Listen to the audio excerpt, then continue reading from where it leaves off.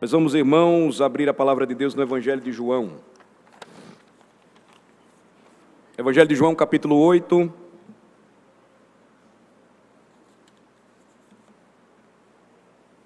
A partir do versículo 33, onde nós começamos a estudar. Nós temos caminhado juntos e já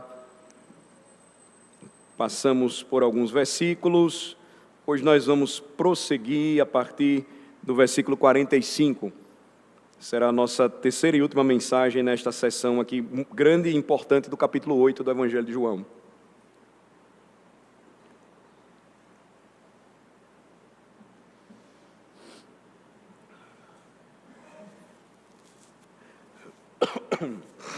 O que vimos anteriormente foram duras palavras de Jesus contra o que os religiosos de seu tempo apresentaram como uma resposta à sua clara revelação de que de fato ele era o Messias, de que de fato ele era Deus. E Jesus então vai dizer claramente que essa postura deles contra a verdade é porque, conquanto afirmassem que o pai deles era Abraão, falando da sua ligação por herança sanguínea, Jesus vai dizer que os verdadeiros filhos de Abraão são aqueles que, assim como Abraão, esperaram com expectativa o dia e a chegada do Messias prometido. Então, Jesus vai chegar em determinado ponto e vai dizer no versículo 44, lembrem-se comigo: vós sois do diabo, que é vosso pai, e quereis satisfazer-lhe os desejos. Ele foi homicida desde o princípio e jamais se firmou na verdade, porque nele não há verdade. Quando ele profere mentira, fala do que lhe é próprio, porque é mentiroso e pai da mentira. Então, eles eram servos alegres e escravos voluntários de Satanás, é o que Jesus diz.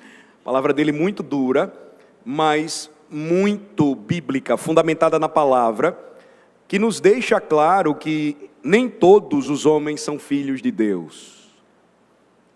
Aqueles que não estão em Cristo, na verdade, embora tenham sido criados por Deus, mas porque se rebelaram com Adão, se não se voltarem para Deus em Cristo, eles permanecem associados ao pai da mentira. Logo, eles são servos do pai da mentira, escravos voluntários dele. Eles são filhos do diabo. Essa é uma palavra muito dura, mas é uma palavra, repito, muito clara, dada por Jesus e fundamentada na Bíblia. Então Jesus prossegue, nós vamos ver a partir de hoje, no versículo 45, dizendo o seguinte: mas, porque eu digo a verdade, não me credes. O que o Senhor Jesus está dizendo aqui, irmãos, na verdade, é uma menção ou uma lembrança de que a raça humana, hoje, ainda hoje, está colhendo o que foi plantado no início. Quando o nosso cabeça federal, o nosso representante pactual, Adão, resolveu desobedecer a ordem de Deus e se associar no paraíso ao pai da mentira. Jesus está lembrando aqui aos judeus de seu tempo que os nossos primeiros pais rejeitaram a verdade de Deus no Éden e creram na mentira do diabo, e desde então o homem tem estado completamente dominado pelo poder do erro e da falsidade. Então, por essa razão é que ainda hoje o homem dará crédito aos absurdos mais terríveis, mais grotescos, mas considerará com incredulidade, ceticismo, aquilo que for apresentado a eles com mais de 1000 credenciais autenticadas. Não é difícil a gente falar hoje sobre isso, os irmãos sabem muito bem, quando nós pensamos em política, por exemplo, ou quando nós pensamos naquilo que os homens dizem ser verdade em nossos dias, nós ficamos espantados como é possível que a verdade seja substituída pela mentira várias vezes. e a ordem natural das coisas seja pervertida. E a frase popular hoje que isso é tão comum que vivemos um tempo em que o poste faz xixi no cachorro, quando a ordem natural é o cachorro fazer xixi no poste. Mas essa é a realidade do homem sem Deus. Ele vai dar crédito às mentiras mais grotescas, mais absurdas, mas ele não vai aceitar, ainda que você apresente 1000 credenciais autenticadas da verdade. Então, alguns acreditarão que não existem coisas como pecado e morte. Alguns acreditarão que, em vez de serem descendentes do Adão caído, são descendentes dos macacos evoluídos. Alguns acreditarão que não tem alma e que a morte, no final de tudo, acaba com a vida nesta terra. Outros imaginam ainda que podem comprar o céu com as suas próprias obras. Essa é a realidade do homem. Esta é a cegueira da incredulidade. E Jesus estava falando sobre isso aqui com religiosos que conheciam a palavra em seus dias. Mas se você deixar a verdade ser apresentada, se você deixar que os homens ouçam o que Deus diz sobre eles, de que eles estão perdidos, eles estão mortos em suas ofensas e pecados, se você apresentar a verdade de que a vida eterna é um dom e que o tormento eterno é a porção de todos os que se recusam a receber este dom, os homens não darão crédito àqueles que dizem isso. Os homens não crerão nas palavras do Evangelho. Eles não acreditam na verdade de Deus, porque a Bíblia diz que os seus corações, eles amam aquilo que é falsificado. O Salmo 58 diz, eles se desviam desde que nascem falando mentiras. O Salmo 62 diz, eles se deleitam com mentiras. Isaías 28 afirma, eles fazem da mentira o seu lugar de refúgio. É por essa razão que o apóstolo Paulo, escrevendo a Timóteo, a sua segunda carta, ele afirmou, estes homens desviam os ouvidos da verdade. Ele também afirmou que, embora estejam sempre aprendendo a verdade, eles nunca são capazes por si mesmos de alcançar o pleno conhecimento da verdade. E portanto, irmãos, Cristo está dizendo aqui aos homens, claramente, porque eu lhes digo a verdade, vocês não dão crédito a mim. Observem o versículo 46 na sequência. Aqui você percebe que Jesus está antecipando uma objeção que poderia receber com a declaração que ele fez no versículo 45. Verso 46, quem dentre vós me convence de pecado? Se vos digo a verdade, por que razão não me credes? Então, Jesus fez uma acusação muito séria contra eles. Jesus havia acabado de confrontá-los de uma forma muito profunda. E ao mesmo tempo, ele os desafia abertamente a refutar a sua palavra. Quem dentre vós me convence de pecado? Perguntou Jesus. Se eu digo a verdade a vocês, por que razão vocês não creem em mim? Jesus disse, se você negar o que eu disse e me acusar de falsidade, como você irá provar a sua acusação? Qual de vocês pode me convencer disso ou de qualquer outro pecado? Foi o que Jesus disse. Mas por outro lado, ele também afirmou, se é evidente que eu estou dizendo a verdade a vocês, então por que vocês não creem em mim? Você percebe que, em resumo, Jesus estava querendo apresentar a eles mais uma vez a lógica do que ele estava dizendo e a loucura da sustentação deles, amando mais a mentira e não preferindo a verdade. Verso 47, quem é de Deus, disse Jesus, ouve as palavras de Deus. Por isso, não me dais ouvidos, porque não sois de Deus. Veja a força do que Jesus está dizendo aqui com suas palavras. Cada membro da família de Deus, diz a Bíblia, é habitado pelo Espírito Santo.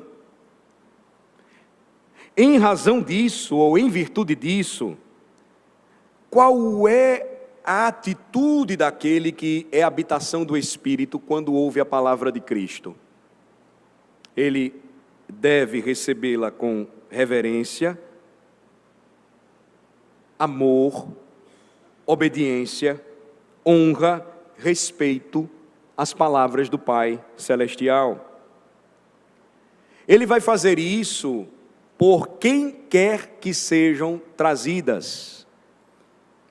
Quem levar essa palavra para aqueles que são membros da família de Deus, membros do povo do pacto, as palavras do Evangelho, estes sempre estarão com o coração aberto para receber a verdade. Portanto, a razão por que Jesus disse que aqueles homens não estavam recebendo as suas palavras, ele vai dizer claramente, é porque eles não eram filhos de Deus. Quem é de Deus carrega um pensamento duplo aqui. Essa expressão que Jesus usa. Primeiro, porque significa o seguinte: a Bíblia diz, irmãos, que aquele que pertence a Deus, pertence a Ele por eleição eterna. Você pode fazer um paralelo aqui de João 8 com João capítulo 10. Veja João 10, versículo 26, por favor. Palavras de Jesus também. João 10, 26.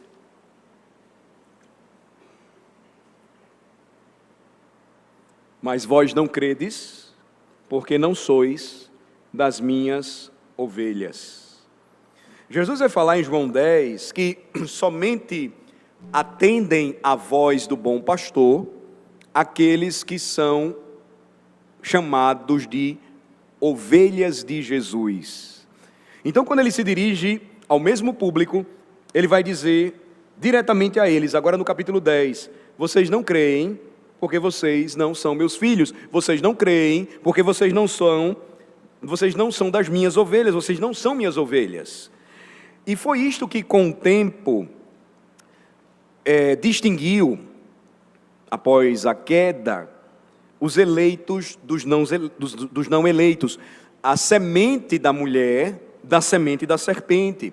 Os primeiros, no devido tempo, diz a palavra, ouvem e recebem a palavra de Deus. Os últimos não fazem isso. Eles ouvem, mas não a praticam. Eles ouvem, mas permanecem incrédulos. Eles ouvem, porém rejeitam a palavra de Deus.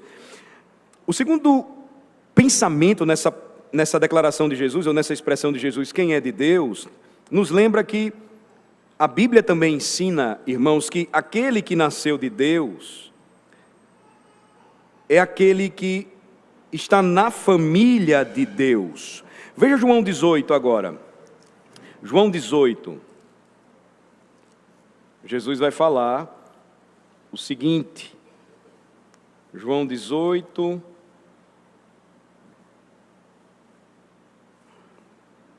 (37) no interrogatório de Pilatos a Jesus, em seu interrogatório, no versículo 37, então Pilatos disse, logo tu és rei? Respondeu Jesus, tu dizes que sou rei. Eu para isso nasci e para isso vim ao mundo, a fim de dar testemunho da verdade. Olha a declaração final de Jesus, todo aquele que é da verdade ouve a minha voz. Então, quem é de Deus, ouve a voz de Cristo. Jesus então está dizendo que somente aqueles que pertencem à família do pacto são aqueles que ouvem e atendem a palavra do Senhor da aliança. E a confrontação dele então quanto à incredulidade dos judeus, ou contra a incredulidade dos judeus, era essa: vocês estão afirmando que são algo que de fato não são. Vamos voltar para o capítulo 8. No versículo 48, então, os judeus vão responder claramente o que de fato eles vão revelar claramente o que de fato eles eram. Verso 48. Responderam, pois, os judeus e lhe disseram: porventura não temos razão? Não temos razão em dizer que és samaritano e tens demônio?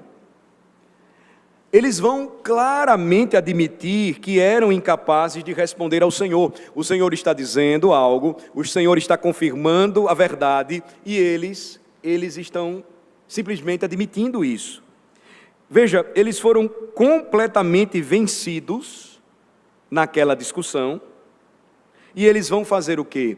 Eles vão recorrer a uma declamação vulgar e blasfema contra Cristo. Eles vão se voltar para Jesus e vão blasfemar contra ele, dizendo que ele estava endemoniado. Mas por que deveriam esses judeus ter chamado Cristo com esses nomes tão específicos naquele momento?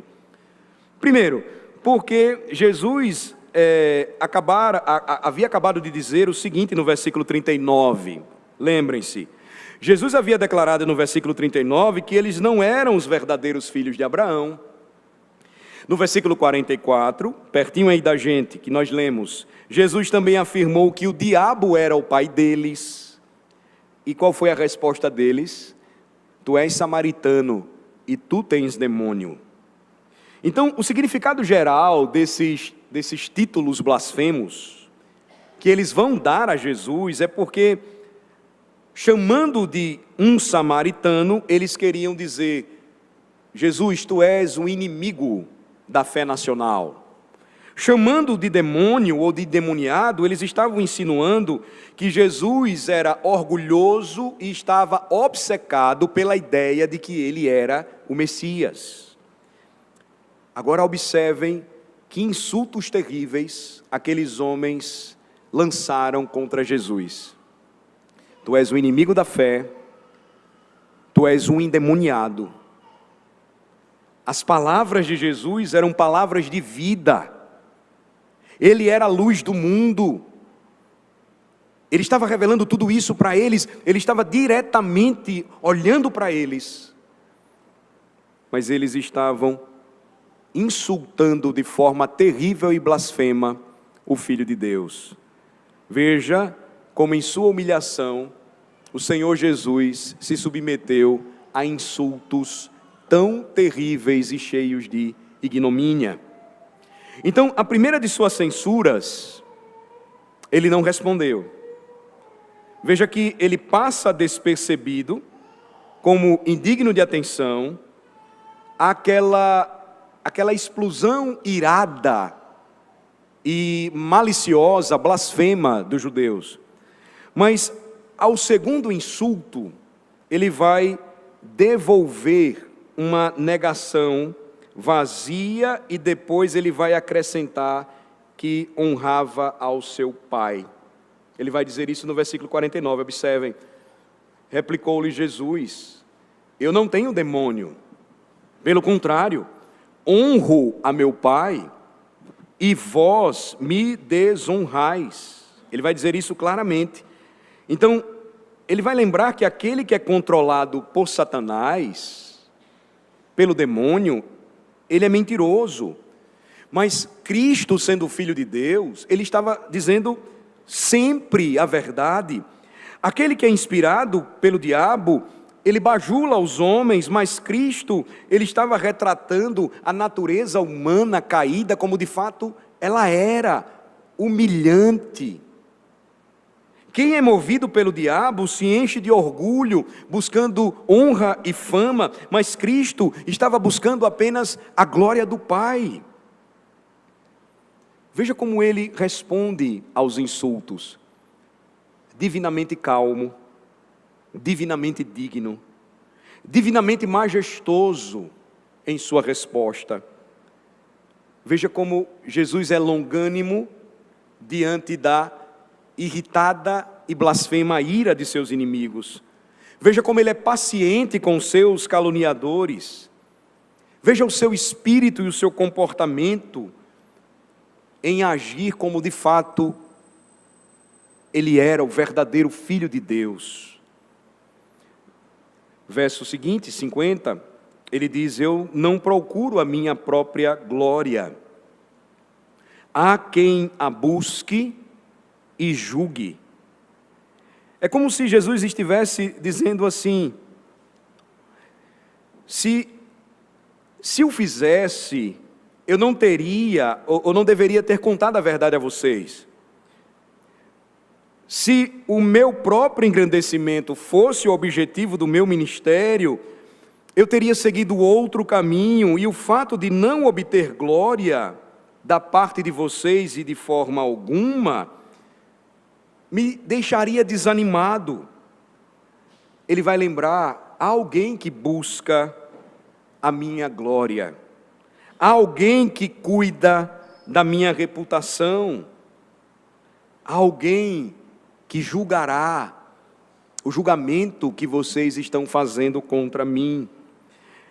Veja que as palavras de Jesus no versículo 50, irmãos, apontam para uma verdade preciosa. De uma forma muito impressionante, Jesus estava buscando fazer a vontade de seu Pai, e os judeus estavam desprezando o Filho de Deus por isso, mas ele vai lembrar: enquanto vocês fazem isso comigo, o Pai está buscando honrar e glorificar ao Filho, por ser um fiel servo, por ser um filho amado. E a manifestação blasfema e terrível de vocês contra mim, de descontentamento, pelas minhas palavras, não estão honrando e glorificando a Ele, o Pai Celestial. Jesus então diz: eu não preciso buscar a minha glória, porque há quem busque para mim e há quem julgue as minhas palavras. Verso 51, em verdade vos digo, se alguém guardar a minha palavra, não verá a morte eternamente. Cristo, o nosso Senhor, tinha acabado, irmãos, de apontar a terrível consequência de rejeitar a Ele e a sua palavra. Ele vai lembrar que havia alguém que julgaria no dia final tudo isso. De forma pontual, Jesus vai dar indícios em diversas passagens nos evangelhos de que Deus visitaria em juízo terrível aquela geração. Ela não passaria sem experimentar um terrível juízo. Ele estava se referindo à queda de Jerusalém e à destruição do templo no ano 70. Mas ele também estava fazendo uma referência ao juízo final, que é a segunda morte. Veja, aqui você tem um nítido contraste, você tem também um abençoado contraste com a condenação que aguarda aqueles em quem a palavra não tinha lugar no coração. E aí, observem a palavra de Cristo para eles. Ele estava sendo insultado, ultrajado, eles estavam dizendo palavras de blasfêmia contra ele. Mas observem o que ele diz no versículo de número 51. Em verdade vos digo, se alguém guardar a minha palavra, não verá morte eternamente. Ele apresenta a bendita promessa que o Pai reservou para os seus filhos. Mas ao mesmo tempo, observem como ele também os confronta no tocante à sua responsabilidade pelo que estavam dizendo, pela postura deles diante do Filho de Deus. Ele vai deixar claro que a promessa seria apenas dada àqueles que estivessem decididos a guardar o que ele estava dizendo, a guardar a palavra de Cristo. Guardar a palavra, diz o salmista, é escondê-la no coração. Vocês conhecem o Salmo 119, verso 11. Guardo no coração as tuas palavras para não pecar contra ti. Guardar a palavra é reter a Cristo na memória. São palavras bonitas na celebração do sacramento, quando nós lembramos o que o Senhor disse ao apóstolo: antes de tudo vos entreguei o que também recebi, que Cristo morreu pelos nossos pecados, segundo as Escrituras. Guardar a palavra é ser governado por Cristo em nossa vida diária. Abra sua Bíblia em Apocalipse 3, por favor. Veja a promessa de Cristo às igrejas. Apocalipse capítulo 3, versículo de número 8.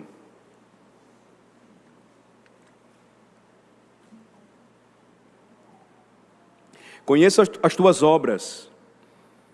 Eis que tenho posto diante de ti uma porta aberta, a qual ninguém pode fechar, que tens pouca força, entretanto, guardaste a minha palavra e não negaste o meu nome.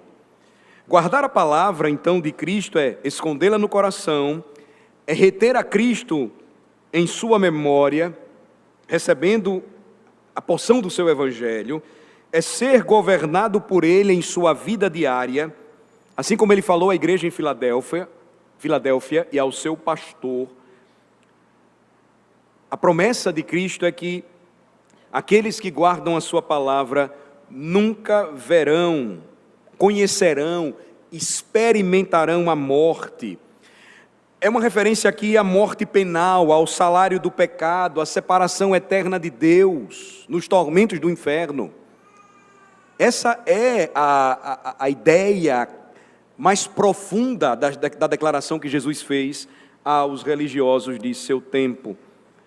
Ele estava lembrando que para o crente em Cristo, a morte física, a dissolução física, não é morte no sentido de separação de Deus, mas é estar para sempre na presença de Deus. 2 Coríntios capítulo 5, por favor. 2 Coríntios capítulo 5.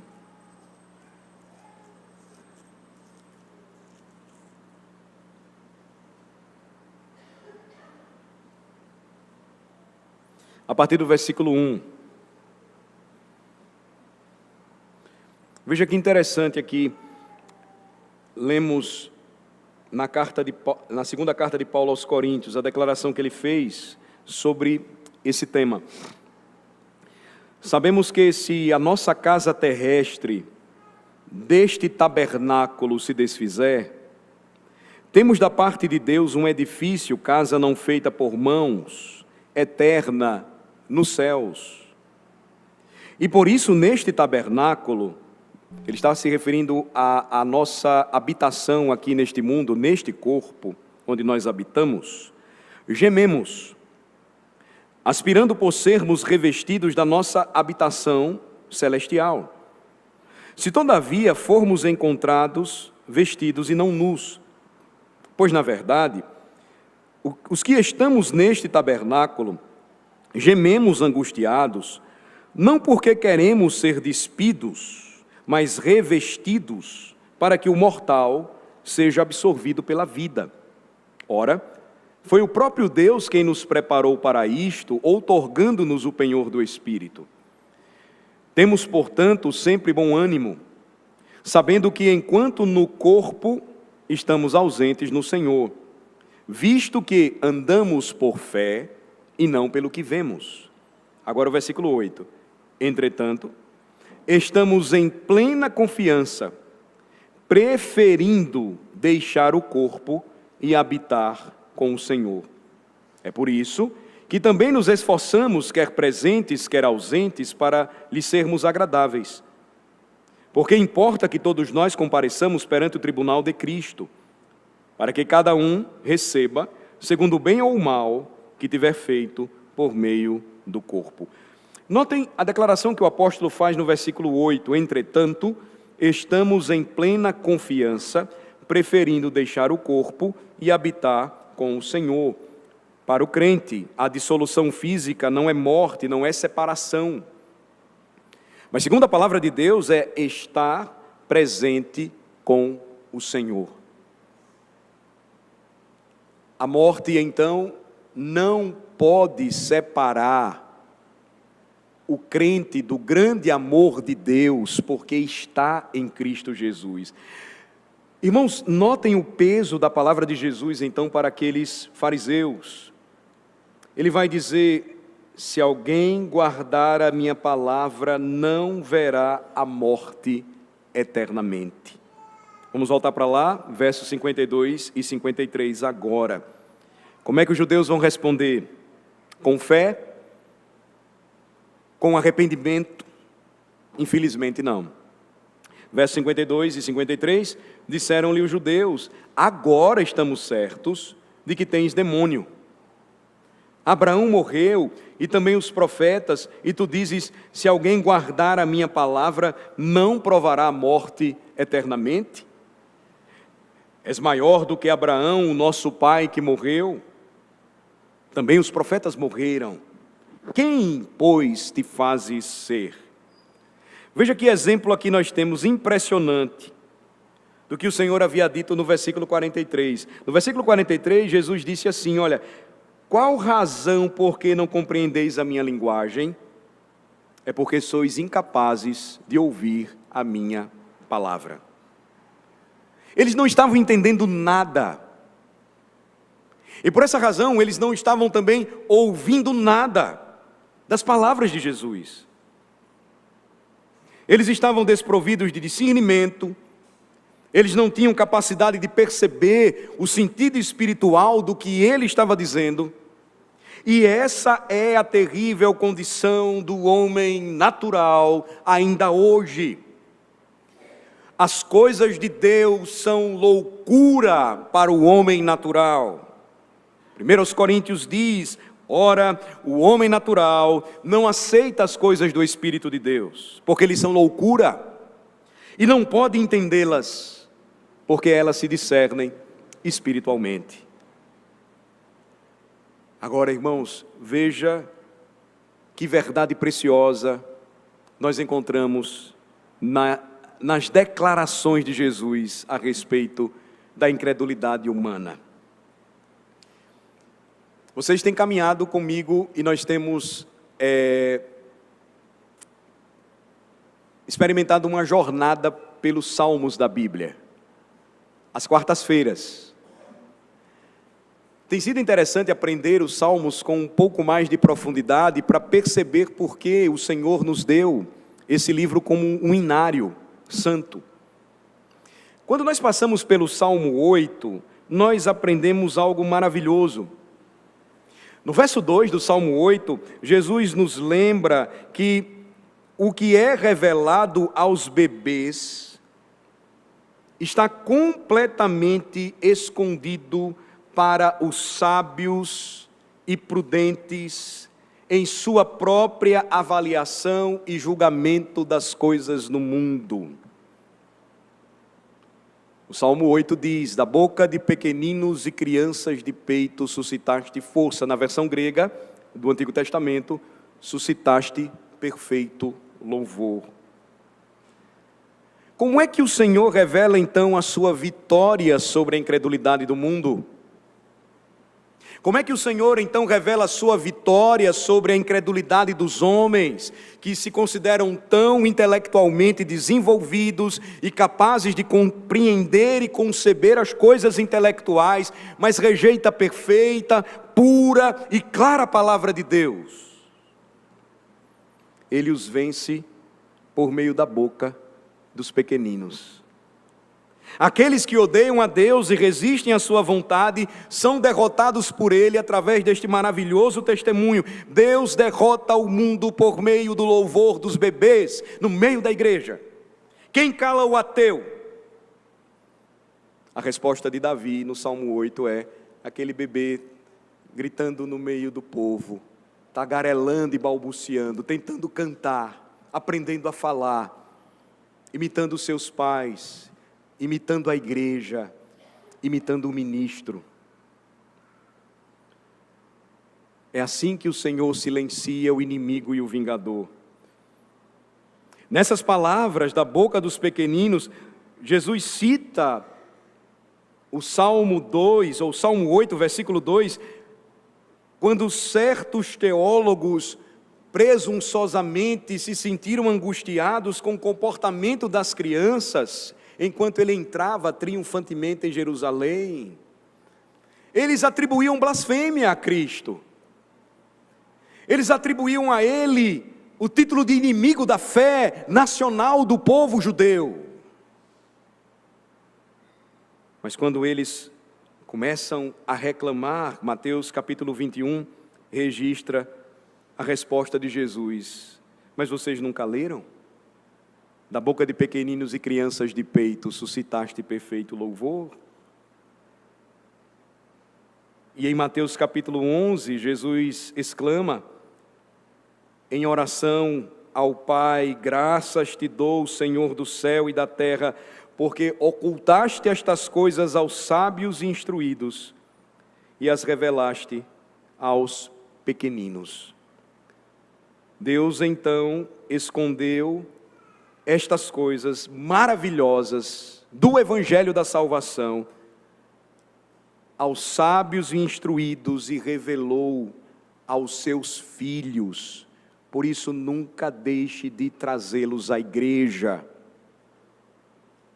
Nunca os retire do culto. Se esforce e os treine para a adoração. Porque é assim que o Senhor vence e derrota os sábios de seu tempo. Ainda que, infelizmente, ainda que hoje mesmo os teólogos do nosso tempo continuem a criar vários métodos para afastar os pequeninos do Senhor Jesus Cristo. Jesus está dizendo algo aqui, irmãos, precioso para a nossa fé. Porque a partir do exemplo dos nossos filhos, ele nos lembra que também nós somos assim. E não importa, irmãos, quão simples e claramente as verdades da Escritura possam ser pregadas, os não regenerados são incapazes de compreendê-las. São incapazes porque os seus interesses estão em outro lugar. São incapazes porque não se humilharão e clamarão a Deus pela luz do mundo que é Jesus. São incapazes porque os seus corações estão longe de Deus. Vocês perceberam por que hoje eu disse para a gente cantar de novo?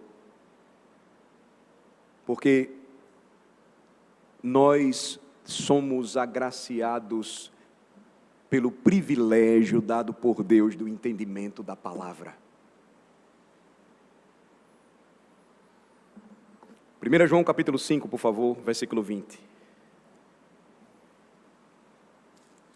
1 João capítulo 5, último capítulo da primeira carta, penúltimo versículo do capítulo 5. De número 20. Lembre-se disso, irmão. Você tem motivos de sobra para agradecer nesta manhã a Deus, porque Ele te escolheu para dar entendimento. Veja o que disse o apóstolo: também sabemos que o Filho de Deus é vindo e nos tem dado entendimento para reconhecermos o verdadeiro. E estamos no verdadeiro. Quem é Ele? Em seu Filho Jesus Cristo. Este é o verdadeiro Deus e a vida eterna. Jesus estava dizendo àqueles homens que eles estavam rejeitando a única esperança em que poderiam se agarrar. A incredulidade deles revelaria que, se não for obra da graça de Deus, nenhum homem chegará ao pleno conhecimento da verdade. Nós temos motivos de sobra, hoje e sempre, para agradecer ao Senhor. Porque nós não teríamos esse entendimento se o Pai Celestial não tivesse revelado para nós. Verso 54, lá de João 8, por favor. Vejam a resposta de Jesus. Se eu me glorifico a mim mesmo, verso 54, se eu me glorifico a mim mesmo, a minha glória nada é. Quem me glorifica é meu Pai, o qual vós dizeis que é vosso Deus. Quem me glorifica é meu Pai.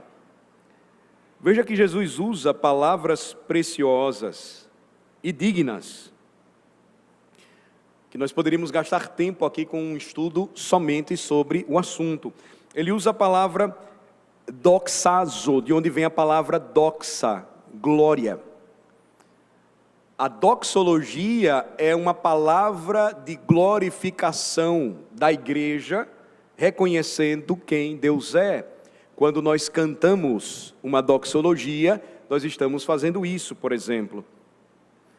Jesus então usa essa palavra doxa para lembrar que honra ou honrar alguém é fazer ou falar aquilo de uma pessoa que não apenas manifestará nossa própria admiração, respeito e estima por ela, mas que também conduzirá outros a fazer o mesmo.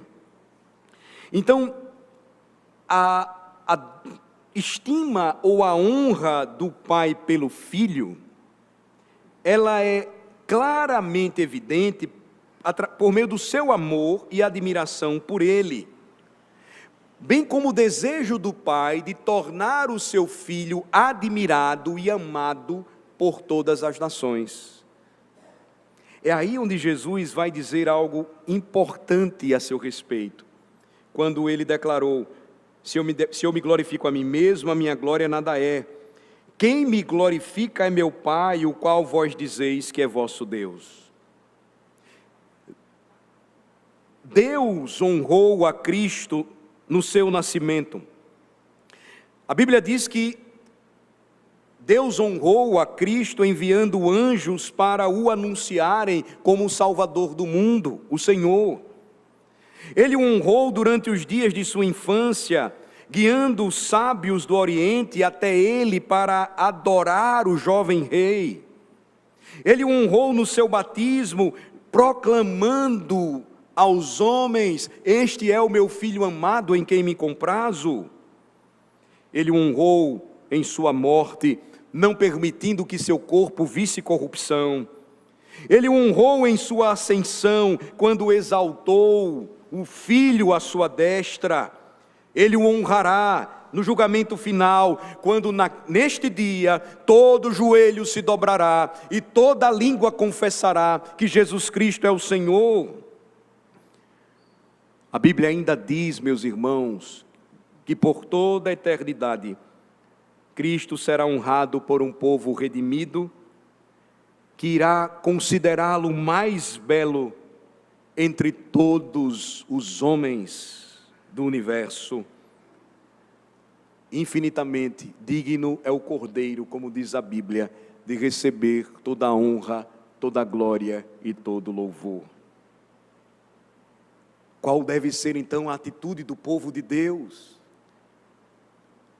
Não pode ser outra senão a da verdadeira doxologia, pois a Bíblia ainda diz que aquele que foi honrado pelo Pai nos honrou tanto, ao ponto de não ter vergonha de nos chamar de seus irmãos.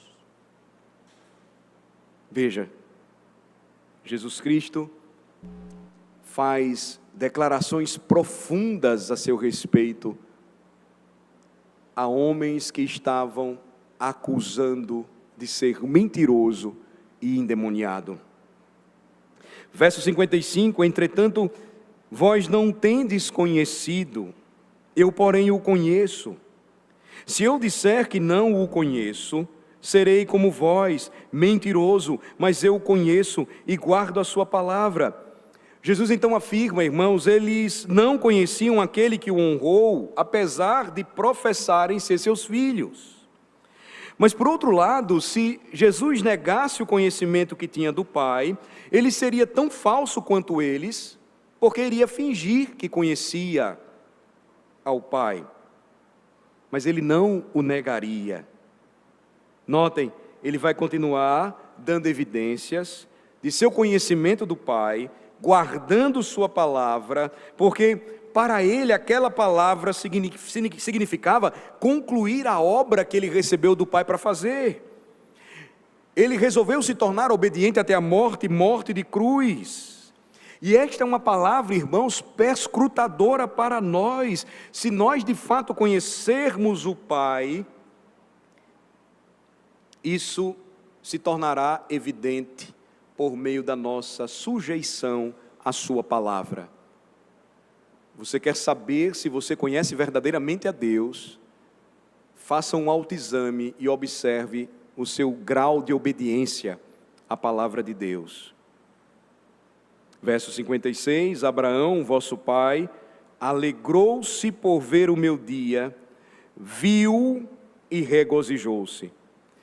Literalmente, na língua grega, o Senhor Jesus disse, Abraão, seu pai, foi transportado por um desejo exultante de ver o meu dia, e ele o viu e se alegrou. A língua grega ela é mais expressiva, ela tem mais riqueza de detalhes nas palavras do que a nossa tradução portuguesa, infelizmente. A sugestão do que Jesus falou é que Abraão esperava com alegria encontrar o objeto de seu desejo e salvação, e ele exultou no dia que pôde vê-lo. Mas a que se referiu nosso Senhor quando disse, Abraão viu o meu dia? Veja, ele vai enfatizar, e na língua grega a ênfase é dia meu. É assim a construção da frase. E se você fizer uma comparação entre a promessa do Antigo Testamento e o cumprimento disso no Novo Testamento, você vai perceber que quando Jesus se referiu à palavra dia, irmãos, ele estava se referindo a tudo aquilo que apontava para Cristo, abrangendo os seus dois adventos, primeira e segunda vindas. É provável que o que Abraão viu e se alegrou primeiro foi no que foi revelado a ele a respeito da humilhação de Cristo, culminando em sua morte, e o que traria grande alegria ao coração daquele patriarca, pois ele sabia que a morte apagaria todos os seus pecados, e em segundo lugar, ele viu também a vindicação de Cristo, a sua poderosa ressurreição sobre a morte e a glorificação que ele recebeu. Mas, como Abraão viu tudo isso? Essa é a pergunta. Lembre-se, o Novo Testamento sempre vai nos oferecer pontos de ancoragem para a gente compreender as promessas do Antigo Testamento. Hebreus 11, por favor. Abraão viu o dia de Cristo de que maneira? Eu acredito que nós podemos dar uma resposta aí tripla a respeito dessa pergunta.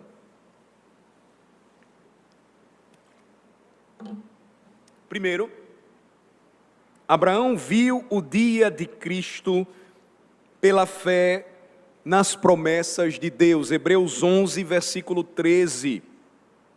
Todos estes morreram na fé, sem ter obtido as promessas, vendo-as, porém, de longe, e saudando-as e confessando que eram estrangeiros e peregrinos sobre a terra. Então, em primeiro lugar, Abraão viu o dia de Cristo pela fé nas promessas de Deus. Hebreus 11, 9 e 10 deixa claro que o Espírito de Deus fez revelações a Abraão que não estariam registradas nas páginas do Antigo Testamento, mas seriam reveladas e confirmadas no Novo Testamento. Veja, versos 9 e 10 de Hebreus 11.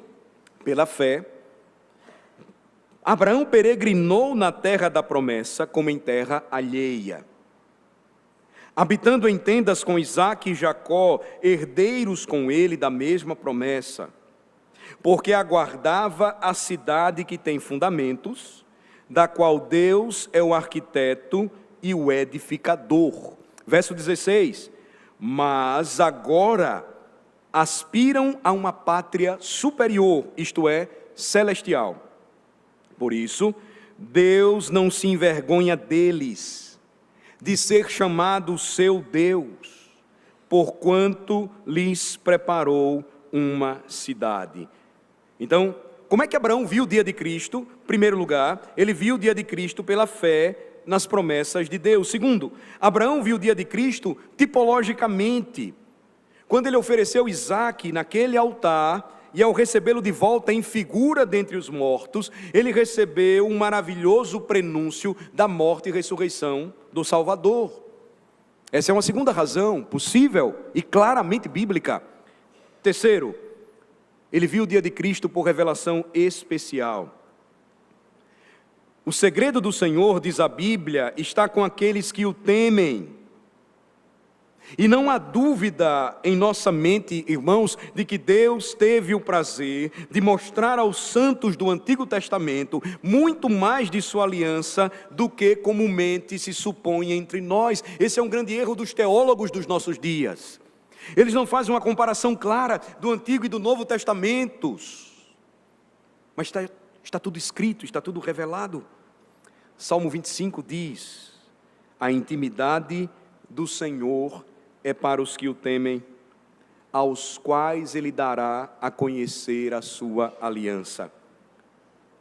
Kud, na língua hebraica, que nós temos traduzido por intimidade, pode significar o concílio do Senhor, referindo-se a uma conversação familiar, ou a assembleia do Senhor, em uma reunião de amigos familiares, ou intimidade com Deus.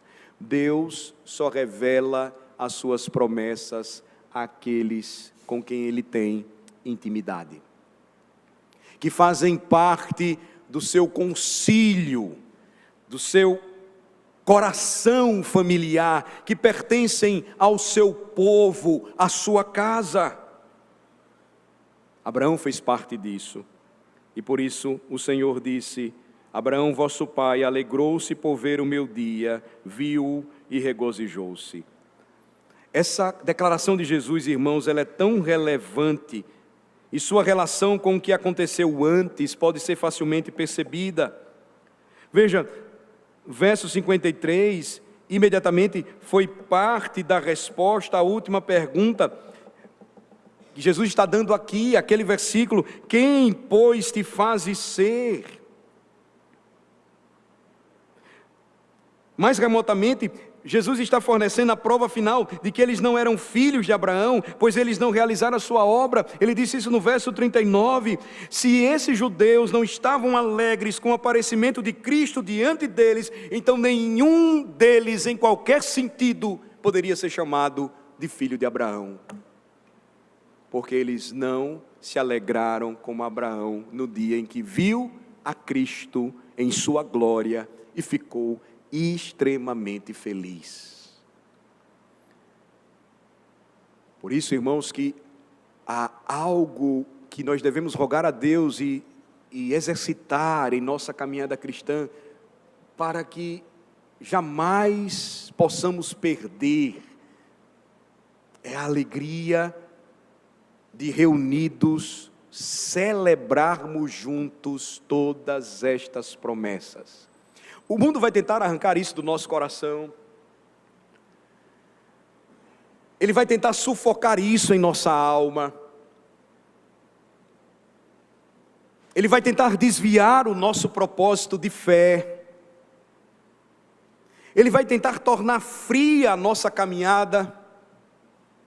Os nossos propósitos, trabalho, vocação, relacionamentos, eles se tornarão vazios. se essa alegria desaparecer. Mas se ela permanecer viva em nós, nós seguiremos juntos e firmes como povo de Deus e reunidos, nós sairemos sempre daqui com a promessa do Salmo 25, versículo 14. Ele só revela tudo isso para aqueles com quem ele tem aliança e intimidade. A gente perde isso quando a gente não vem para a casa de Deus. Caminhamos para o final, verso 57. Os judeus então perguntaram a Jesus: ainda não tens 50 anos e viste Abraão? Veja, eles ainda permaneciam cegos, completamente incompetentes para entender as palavras de Jesus, o que ele estava dizendo.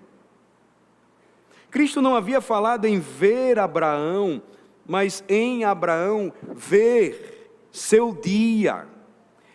Era o sentido da palavra dele. E havia uma grande diferença entre essas duas coisas, irmãos, mas eles permaneciam incapazes de perceber isso, de enxergar isso.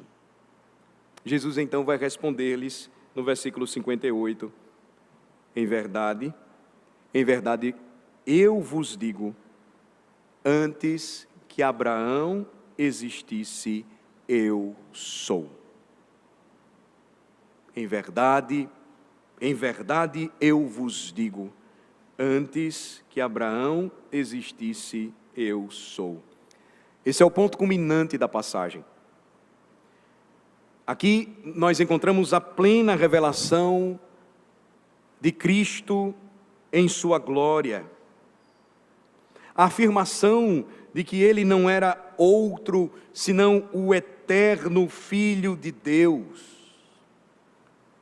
Que eles, ainda que sendo religiosos e conhecedores das Escrituras, não estavam entendendo o que Jesus estava apresentando para eles. Ele estava afirmando claramente a sua divindade. Eu sou.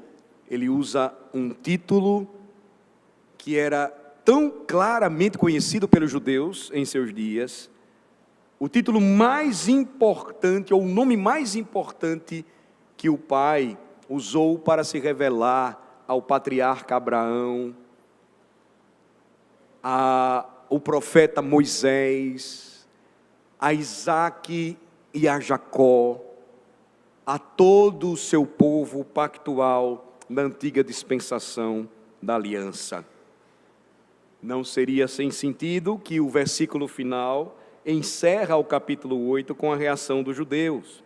Se eles estavam acusando de blasfêmia, e Jesus então chega no ponto culminante da sua palavra e diz: em verdade vos digo, antes que Abraão existisse, eu sou. Qual a reação deles? Verso 59. Então pegaram em pedras para atirarem nele, mas Jesus se ocultou e saiu do templo. Diante deles estava o Emanuel, o eu sou, o Deus conosco. Mas nenhum joelho dobrado diante dele, nenhuma declaração de devoção revelada, nenhuma homenagem ou doxologia a ele prestada. Pelo contrário, eles pegam em pedras para apedrejá-lo. E diante da violência blasfema daqueles homens, Jesus então se esconde e ele se oculta saindo do templo. Veja como essa aplicação final, ela é muito atual, irmãos, para os dias de hoje.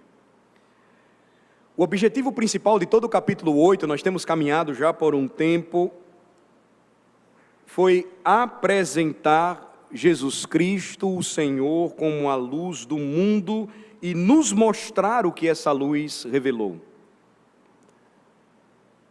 Não é pela observação que podemos descobrir a ruína total que o pecado causou na alma do homem, mas é somente quando a luz brilha sobre as trevas dos corações humanos, que o homem fica totalmente exposto. E é o que particularmente descobrimos aqui: a total vaidade das pretensões religiosas do homem natural. Além do discernimento espiritual, o que é que um professo da religião normalmente apresenta para nós? Uma aparência justa, uma evidente sinceridade, meticulosidade nas palavras e doutrinas, zelo inquestionável, calorosa devoção, fidelidade à causa defendida. Mas tudo isso sem a luz, na verdade, é uma máscara que nenhum olho humano consegue penetrar, mas somente a luz pode expor. Como a luz do mundo, Jesus expôs os professos religiosos de seu tempo. E quando ele manifestou a sua luz, a luz penetrante da divindade, o verdadeiro caráter daqueles homens foi revelado. A lição importante para nós, irmãos, é esta: somente quando a palavra é fielmente aplicada aos corações humanos, é que também a terrível miséria do coração humano se revela. Lembrem-se, não foram samaritanos que estavam ali ouvindo Jesus, considerados pelos judeus inimigos da fé nacional, ou gregos ou romanos. Eram judeus ortodoxos, vistos como os religiosos mais importantes do povo, pegando em pedras para atirar no grande eu sou. Eles não fizeram isso em via pública, eles fizeram isso no santuário. As coisas hoje não mudaram para melhor. Se Jesus Cristo estivesse aqui hoje na forma de servo, se Ele entrasse em nossas igrejas e dissesse à grande massa dos homens que professam a religião de que eles eram escravos do pecado, que o pai deles era o diabo e que suas concupiscências se tornaram um deleite e prática deles, eles se comportariam do mesmo jeito como aconteceu há mais de 19 séculos. Certamente tomariam pedras para atirar em Jesus. Veja como é significativa a atitude de Jesus, como finaliza o capítulo 8. O Salvador se escondeu deles e saiu do templo quieto. Ele se ocultou dos formalistas religiosos, hipócritas, autossuficientes, porém cegos. Irmãos, é destes que ainda hoje Cristo se oculta. Quando os discípulos perguntaram a ele, em Mateus 13, por que ele gostava de falar por parábolas, ele disse que era para que se cumprisse a profecia de Isaías, que os sábios e instruídos, ouvindo, não escutassem, vendo, não vissem, para que não pudessem crer com o coração e fossem salvos. Ele revelaria estas coisas, repito, aos pequeninos, aqueles que nada eram diante dos religiosos hipócritas de seus dias. Aqueles que negam a luz, diz a palavra de Deus, ainda hoje precisam ser libertos da escravidão do pecado. Quando Jesus se oculta dos homens, isso é sinal de terrível juízo, irmãos, porque Ele ainda os deixa entregues a si mesmos. Mas eu quero encerrar lembrando a vocês o que, graças a Deus, está escrito para aqueles que foram eleitos, para aqueles que receberam entendimento, porque o Pai quis revelar essas coisas para nós. Isaías 57, versículo 15, por favor.